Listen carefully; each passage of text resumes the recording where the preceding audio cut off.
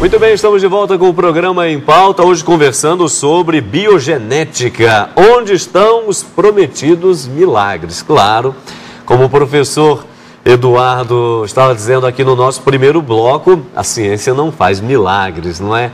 É uma maneira de dizer justamente aquilo que até então não existia, não tinha a menor possibilidade de acontecer, mas com o projeto Genoma e aí todo o mapeamento do corpo humano, isso começou a se tornar possível.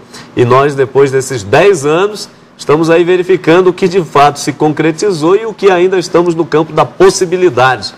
E a crítica que se fez ao longo desse período é o que o povo anda fazendo pelas ruas, né? Mas e aí? A gente esperava uma coisa, o negócio não aconteceu, como é que fica isso aí? Para onde vamos, afinal das contas?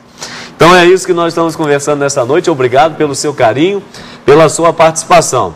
Nosso endereço eletrônico é o empauta@cançãonova.com, onde, claro, você pode mandar seu comentário, sugerir algum tema, tá certo? Use do nosso endereço eletrônico, é empauta@cançãonova.com.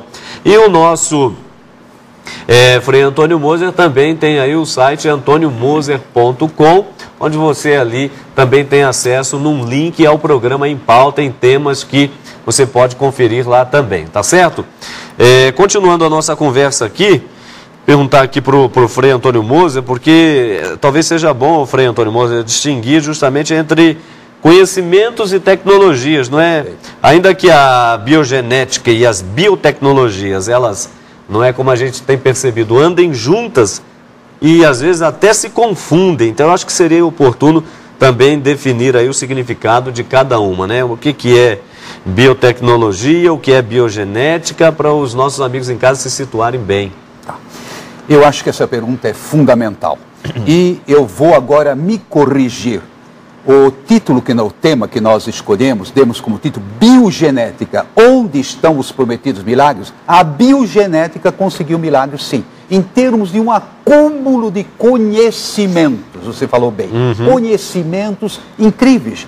Nós lemos agora, como o professor Eduardo acentuou, nós lemos o código genético das espécies, quase todas, né, doutor? Nem todas ainda, mas do ser humano, inclusive o nosso, pode ser lido. Basta pagar uns 5 mil reais, não, 5 mil dólares, e você tem um mapeamento. Agora também não é que o povão vai se beneficiar logo disso, mas o fato é que os conhecimentos progrediram muito. Coisas fantásticas, descobrir onde se localiza, por exemplo, o mal de Parkinson, em que cromossomo, e muitas vezes estão confluindo vários cromossomos, blocos de genes, porque o gene, em geral, não age sozinho, né? Muito bem, age em família genética. Agora, as biotecnologias, elas são as técnicas, então, e a aplicabilidade, é dizer, o resultado que você mede em função dos conhecimentos, mais tecnologias, o que é que você conseguiu na transformação em termos de vida saudável. E aí que está o grande problema. Eu vou dar um outro exemplo para os telespectadores entenderem melhor a colocação. Lembra um celular, né? Atrás do celular tem um conhecimento incrível. E eu, pessoalmente, eu não entendo como é possível esses chipzinhos.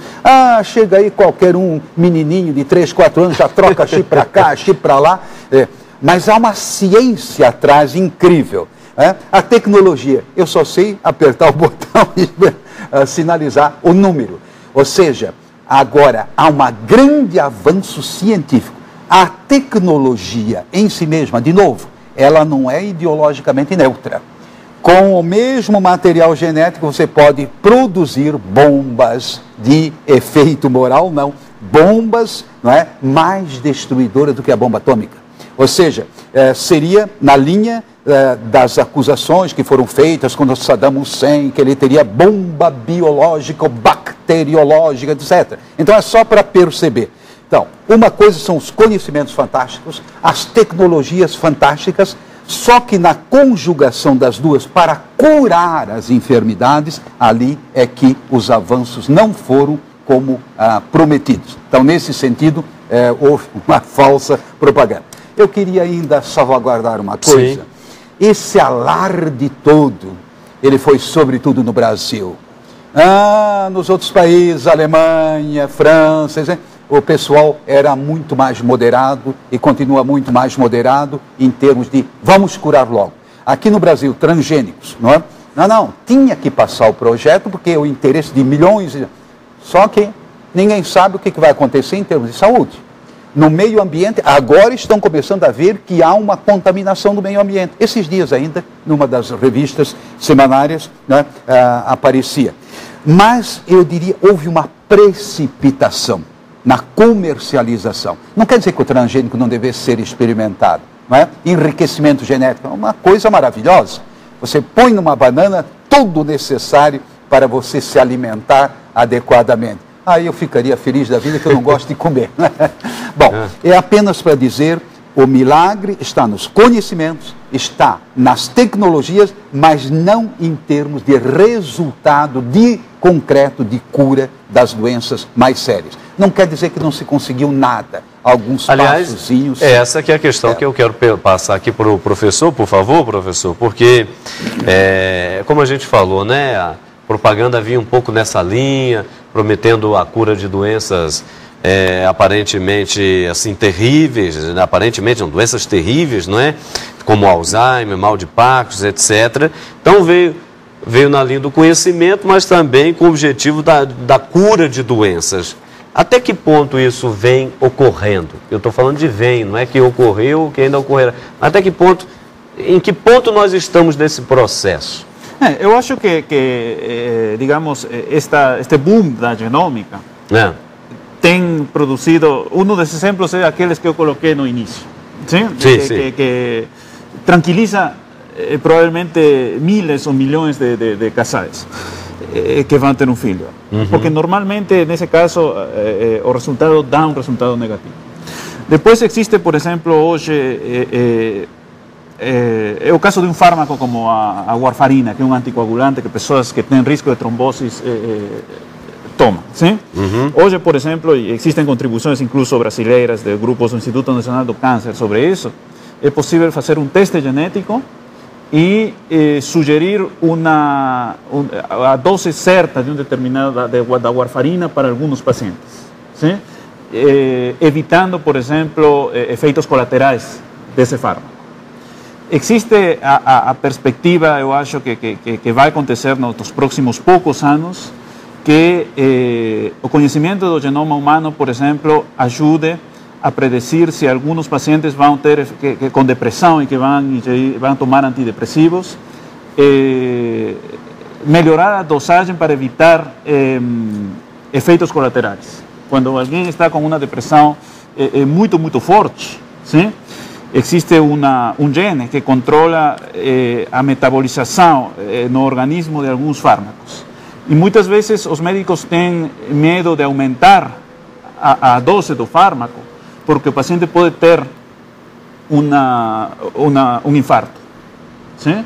E então hoje existe a perspectiva, e existem estudos mais ou menos avançados sobre isso, de em poucos anos poder fazer uma genotipagem de um determinado paciente. Essa área se chama farmacogenética. Perfeito. E poder perceber que alguns pacientes têm um risco muito pequeno de ter infarto. Sim? E então, às vezes, quando vocês têm uma depressão muito severa, é importante aumentar a dose do fármaco para que o paciente melhore, digamos, mais rapidamente. Sim? E então, existem resultados dos conhecimentos da genética. Aí eu estou falando de biotecnologias, ou seja, de aplicações da genética em testes, por exemplo, para determinar quanto fármaco deve ser dado a uma pessoa, ou o risco que tem uma pessoa, ou para diagnóstico de algumas doenças.